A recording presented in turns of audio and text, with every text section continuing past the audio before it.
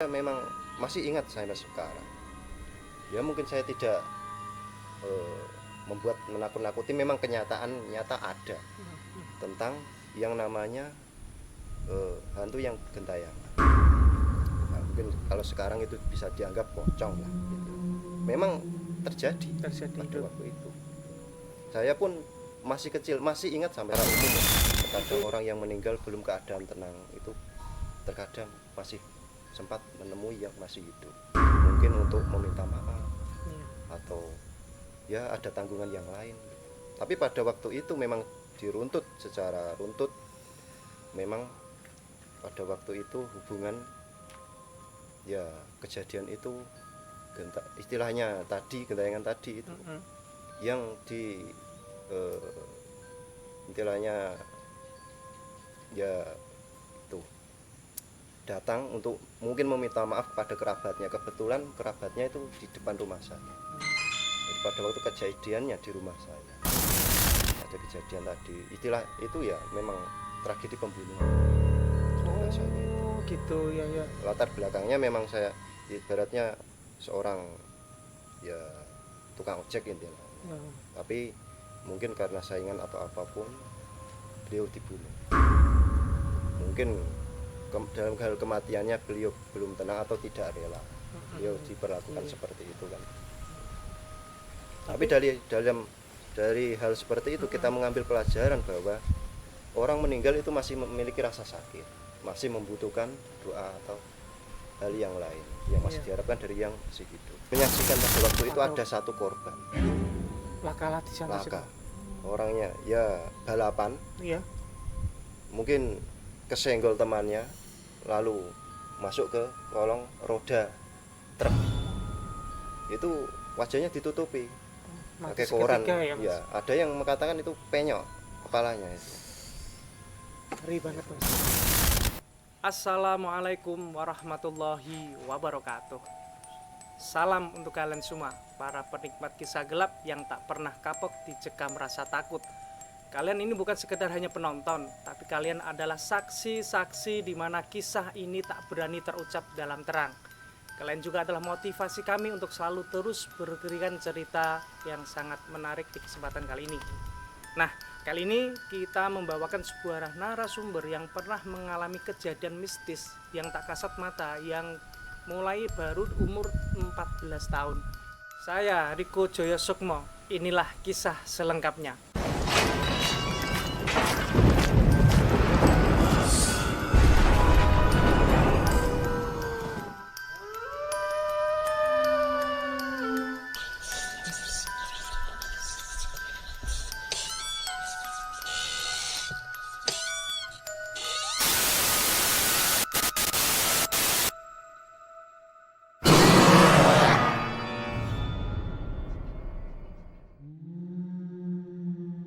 Assalamualaikum Mas Tejo. Ya, waalaikumsalam. Gimana Mas kabarnya hari ini? Hari ini sehat alhamdulillah.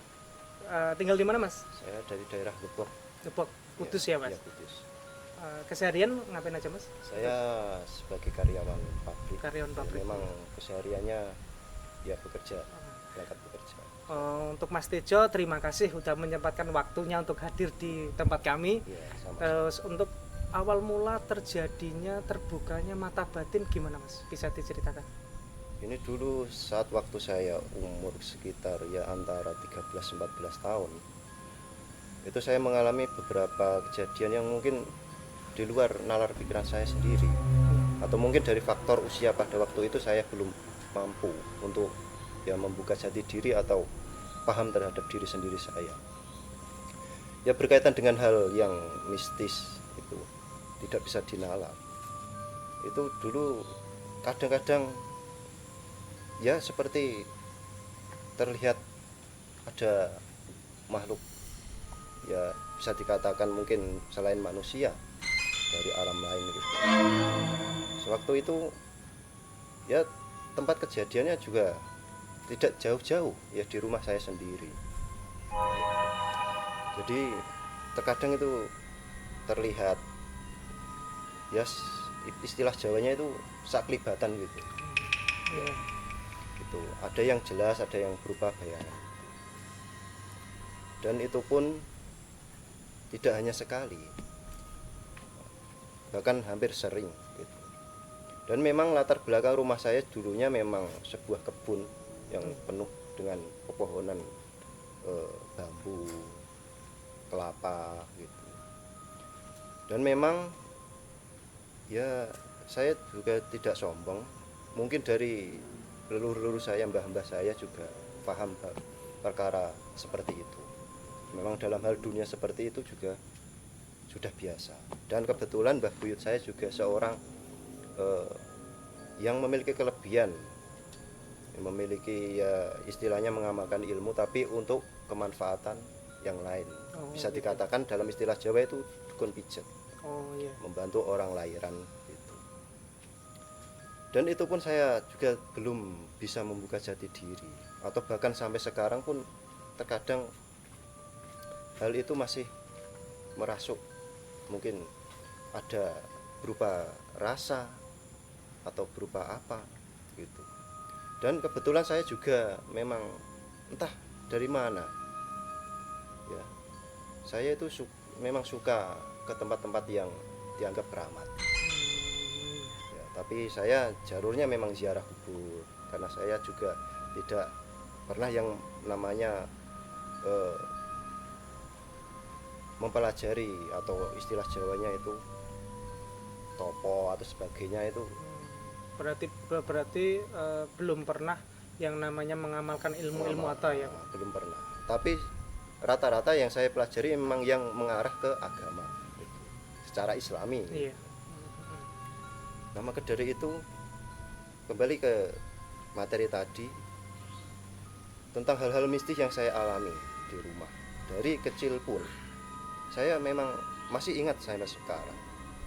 Ya mungkin saya tidak membuat menakut-nakuti, memang kenyataan nyata ada tentang yang namanya hantu yang gentayangan. Ya, mungkin kalau sekarang itu bisa dianggap pocong lah gitu. Memang terjadi pada waktu itu. Saya pun masih kecil, masih ingat sampai sekarang. Itu sering ya Mas terjadi hal-hal kasat mata seperti itu? Ya kalau itu memang kejadian pada waktu itu. Dan memang saya tidak menyebutkan siapa pihaknya, namanya siapa. Memang kalau istilah orang Jawa terkadang atau secara umum lah, terkadang orang yang meninggal belum keadaan tenang itu terkadang masih sempat menemui yang masih hidup, mungkin untuk meminta maaf atau ya ada tanggungan yang lain. Tapi pada waktu itu memang diruntut secara runtut, memang pada waktu itu hubungan ya kejadian itu istilahnya tadi gentayangan tadi itu yang di istilahnya ya itu datang untuk mungkin meminta maaf pada kerabatnya. Kebetulan kerabatnya itu di depan rumah saya. Itu pada waktu kejadiannya di rumah saya. Sesosok apakah Mas? Itu ya memang pocong itu tadi. Pocong itu. Ya. Jadi kalau zaman sekarang seolah orang itu kurang percaya pada hal seperti itu, ya silahkan saja, itu sah-sah saja. Tapi memang pada waktu itu memang kejadian betul. Cuma saya keadaan di kamar tidur bersama ayah dan ibu saya. Ayah dan ibu saya pun diam. Itu orang yang memang ini orang tadi yang meninggal tadi. Yang melihat itu termasuk bapak ibunya Mas? Ya maksudnya itu suara. Baru suara.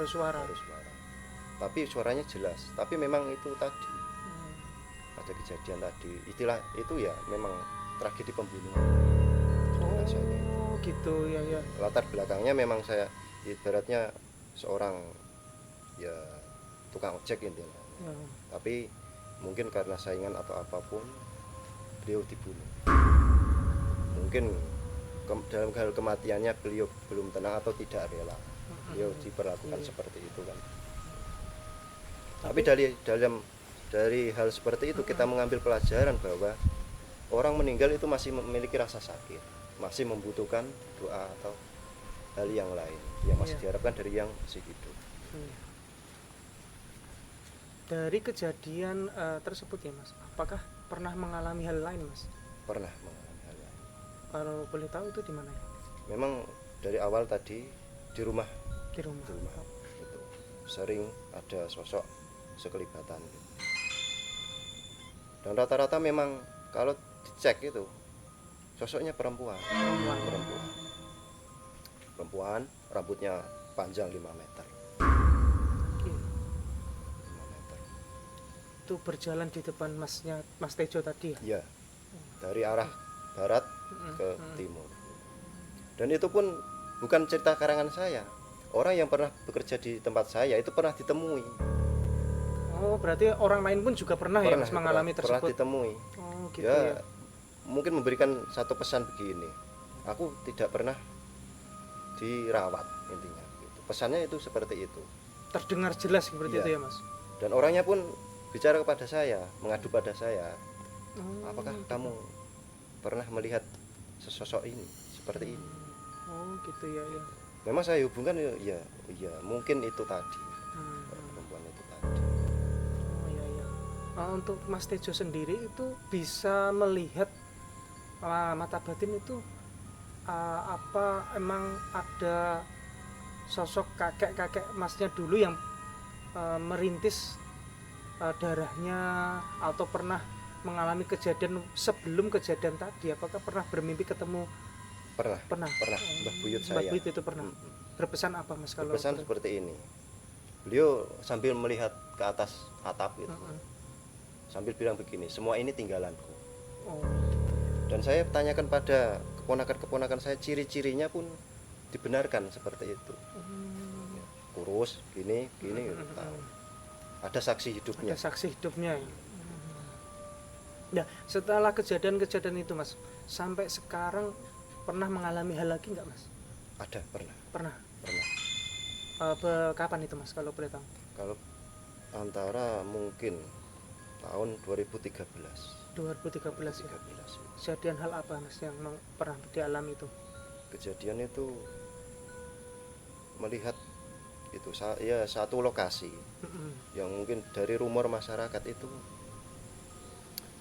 ya mungkin berhubungan dengan pembangunan proyek jalan. Pembangunan proyek jalan. Itu ya dari masyarakat sendiri sih. Itu ada yang mengatakan bahwa proyek jalan itu meminta tumbal. Iya. Tumbal sebelum mendapatkan 7 orang. Tumbal itu tadi belum bisa aman, belum bisa digarap proyek itu. Gitu. Itu pembangunan jalan lokasinya masih diputus ya mas? Masih ada. Sana diputus. Dan saya pun menyaksikan pada waktu itu ada satu korban. Laka di sana. Laka. Orangnya ya balapan. Iya. Mungkin kesenggol temannya, lalu masuk ke kolong roda truk. Itu wajahnya ditutupi pakai koran. Ya, ada yang mengatakan itu penyok kepalanya itu. Ngeri banget mas. Tak lama kemudian ada korban lagi. Ya, menabrak tugu yang ada di jalan tersebut lagi. Itu malah teman ayah saya. Temannya itu. Teman ayah saya.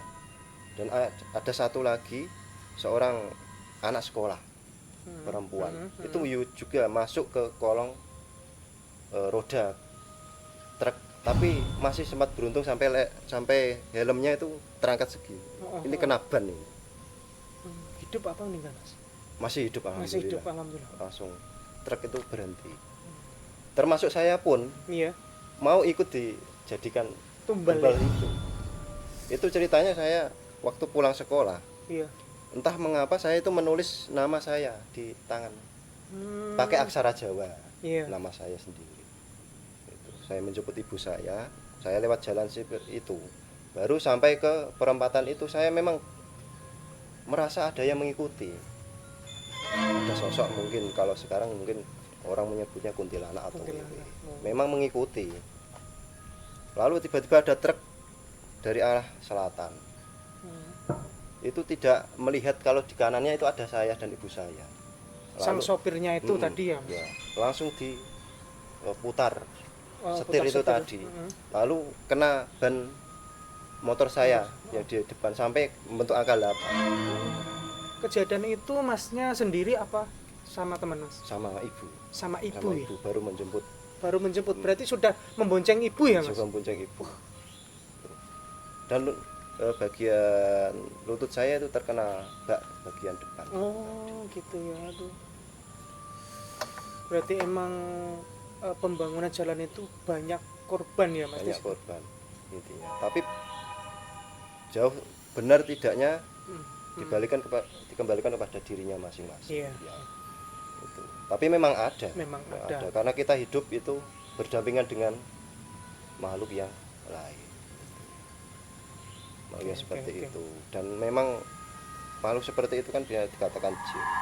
Maka saya katakan begini, jin itu memiliki 3 karakter. Iya. Bangga bisa menakut-nakuti orang, bangga bisa menyesatkan orang, dan bangga bisa membunuh orang.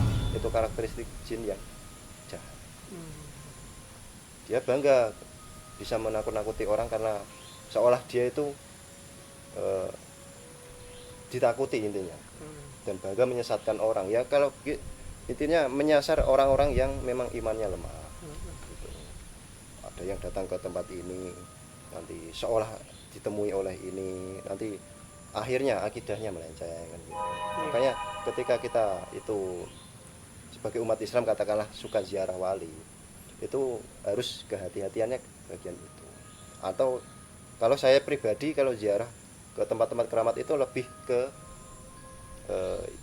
waktu yang mungkin kondusif, misalnya dalam siang hari gitu. Umpama malam hari ya ada batasan.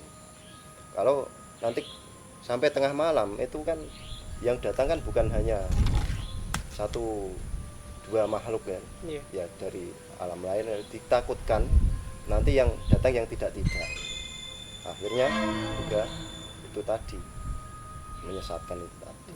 Dan yang ketiga bisa bangga membunuh orang. Maka terkadang orang itu ada yang mengetahui, oh ini sebabnya matinya karena kecelakaan. Nah, kecelakaan kan pasti ada sebabnya. Ya ini saya ambil poin yang khusus ya saja.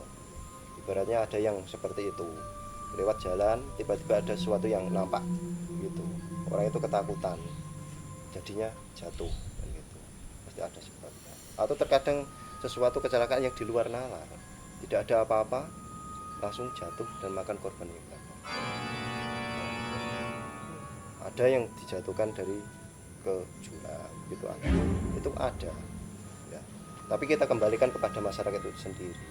Jauh tidaknya kan pasti ada pro dan kontra. Iya betul mas Ya, tapi semua kan ada sebabnya. Sebab itu tidak hanya satu hal saja, ada yang lain. Kalau untuk Mas Tejo sendiri punya kelebihan itu merasa tertekan atau tidak mas? Aslinya kalau orang yang memang berpikir panjang 2 kali itu aslinya tertekan. Karena apa? Karena hal itu tidak sewajarnya seperti manusia yang alam nyata seperti ini. Kalau alam nyata ini kan kita masih bisa mendengar betul, lagu atau apapun menghibur enak. Iya. Kalau seperti itu terkadang itu ada jeritan-jeritan ya tidak bisa dinalar. Ada orang minta tolong tapi tidak ada wujudnya. Apabila kita diberi penglihatan seperti itu, kalau tidak kuat mentalnya itu bisa sampai stres. Sangat amat berbahaya sekali ya mas. Berbahaya. Tapi kalau diimbangi dengan ilmu, dan yang penting itu ada gurunya. Gitu ya. Nanti bisa dipantau. Umpama ingin mempelajari hal itu masih bisa dipantau oleh ahlinya. Yang penting ada ahlinya. Jangan mempelajari sendiri. Kalau mempelajari sendiri itu berakibatnya itu ya bisa nanti melenceng, akidahnya bisa, atau bisa stres karena tidak kuat pikirannya. Ya bagus. Berarti untuk Mas Tejo sendiri ya, kejadian tersebut apa pernah mas?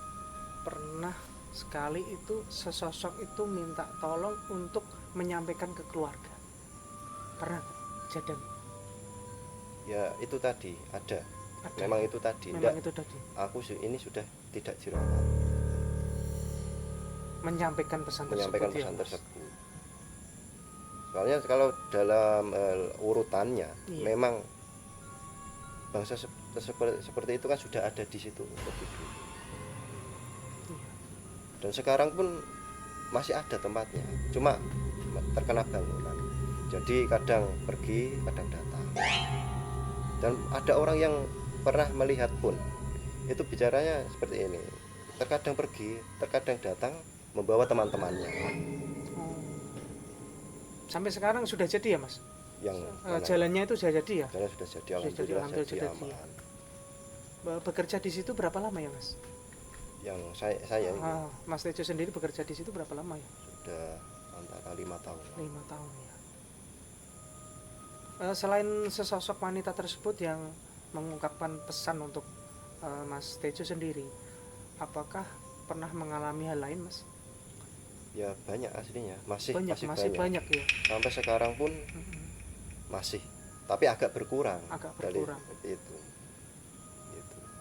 Atau mungkin karena faktor usia, atau mungkin karena rutinitas.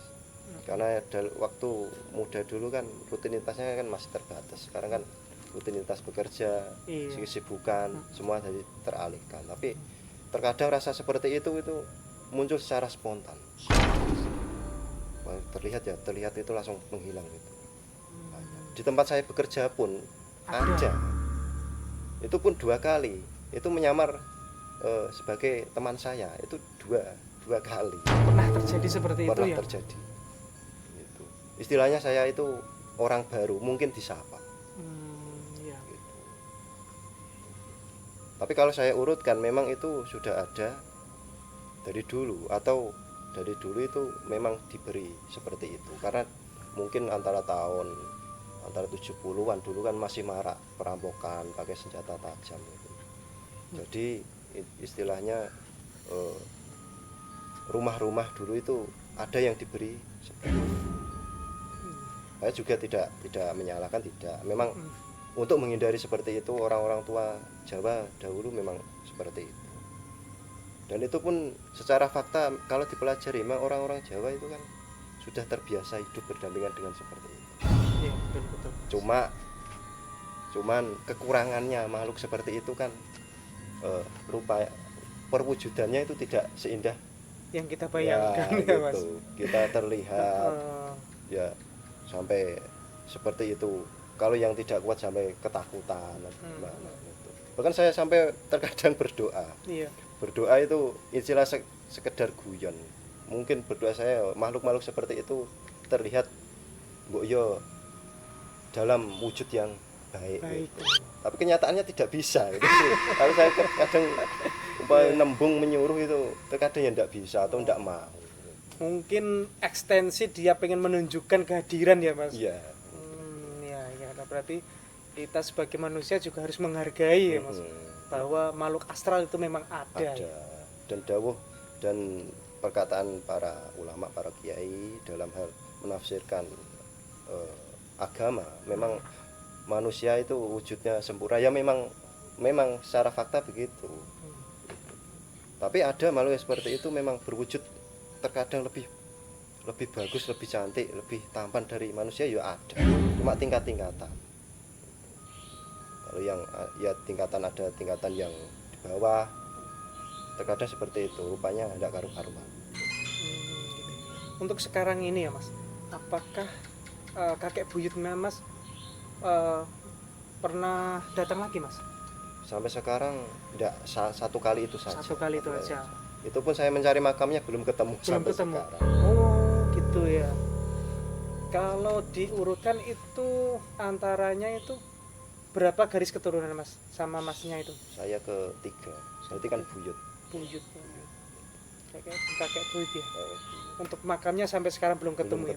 Sampai sekarang saya hanya sampai tingkatan mbah, kakek atau nenek. Ke atasnya enggak tahu. Apakah ada peninggalan dari kakek buyut mas, seperti benda pusaka atau apa itu? Ada. Tapi rata-rata digaibkan. Masih ada. Tapi kalau tidak jatah waris, ya enggak boleh diambil. Benda-benda apa itu mas? Berupa keris itu. Dan dari kerabat saya pun penasaran pernah. Iya. Ingin meminta pusaka. Iya.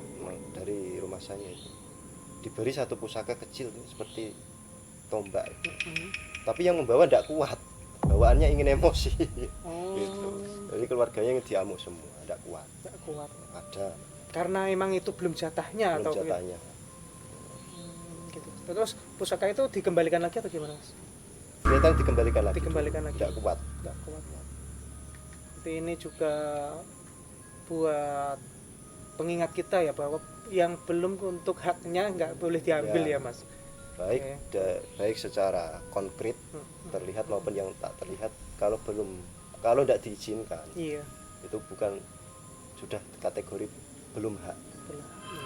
Kembali ke laka tersebut, Mas. Udah terungkap lah kenapa bisa memakan korban sampai 7? Memang secara kebetulan atau memang saat ini ya, saya memang tidak sengaja jalan-jalan gitulah intilah, baru sekarang terkuak itu ternyata di selatan jalan itu tadi ada makam Makam kuno. area makam kuno itu tadi. Udah nggak terawat sama sekali, Mas. Kalau sekarang sih sudah dirawat oleh masyarakat, atau mungkin pada waktu itu cara dalam hal membangun jalan itu tadi ada yang kurang, karena istilahnya kan itu kan makam kuno, jadi sudah ada di situ. Intinya kan ada orang tua di situ, sudah ada di situ, harusnya kan permisi, atau mungkin ada tadi ada sesuatu yang mungkin belum pas pada waktu itu. Dan itu pun masalah makam itu dari segi ya gaib itu kan pasti ada yang jaga. Istilahnya rumahnya itu digusur, dia kalau menerima, kalau tidak terima ya seperti itu kan rata-rata yang tidak baik, intinya yang jin-jin yang tidak baik. Kalau dari makam aslinya itu sih tidak apa-apa, aslinya mbahnya tidak apa-apa. Itu pun membangun di selatan, membangun istilahnya perumahan di selatan jalan itu pun izin, karena memang dalam radius mungkin 50 meter Iya. itu berada di komplek makam itu, berada di area makam itu. Jadi memang wajar kan istilahnya tempat sakral kuno. Iya. Untuk saat ini bisa dikatakan makam tersebut sudah dirawat ya, Mas. Sudah dirawat. Dan kejadian-kejadian aneh waktu belum kita mengetahui bahwasanya jalan tersebut sudah melewati makam, harusnya pada waktu itu apakah ada pihak kontraktor yang kejadian itu pernah didatangi atau enggak, Mas? Sepertinya kalau dalam hal informasinya Iya. mungkin mungkin belum tahu. Belum tahu bahwasanya ada makam keramat di situ ya, Mas. Tahunya kan istilah beliau kan dalam hal lapangan kan, membangun ya membangun, tapi terkadang ada sisi terlewatkan seperti itu tadi. Itu pun yang mengerti kan orang-orang Masyarakat sekitar ya, masyarakat Mas. sekitar sama orang-orang yang memang tahu, orang-orang khusus tahu seperti itu. Kalau boleh tahu namanya siapa, Mas? Makam tersebut, Mas. Bisa Makam tersebut bernama Mbah Sutojo. Mbah Sutowijoyo. Sutojoyo Mbah Sutojoyo nama nama beliau. beliau. Aslinya daerah seperti di daerah itu banyak Makam-makam makam tersebut. seperti itu. Berarti jalan tersebut itu antara makam dan jalan ya, itu kurang lebih berapa meter, Mas? Aslinya ya tidak terlalu dekat, mungkin antara ya 50 meter. 50 meter ya, Iya, Mas. seperti itu. 50 meter dari sisi bahu jalan ya. Jalan. Tapi kalau dalam hal seperti itu, istilah Jawanya kan masuk wilayah mbahnya kan harus Iya. Ada permisi, etika ya, seperti ada itu ya, etika. Mas. Minimal intinya ada orang tua di pinggir jalan itu istilahnya disapa, Oh iya, betul sekali, Mas. permisi mbah gitu. Oke. Nah, emang ini kalau kita ada orang tua di pinggir jalan kita selonang kan Nggak sopan. nggak sopan. Iya. Ya kalau mbahnya Terima ya ya. terima sih tidak apa-apa, tapi pengikutnya yang tidak terima gitu kan itu. Iya, betul. Karena itu kan istilahnya junjungan tertingginya yang dihormati. Kok ini orang masuk tidak permisi kok Tinggal nyelonong gitu ya. nyelonong kan pengikutnya terkadang yang tidak terima. Kalau mbahnya sih tidak apa-apa.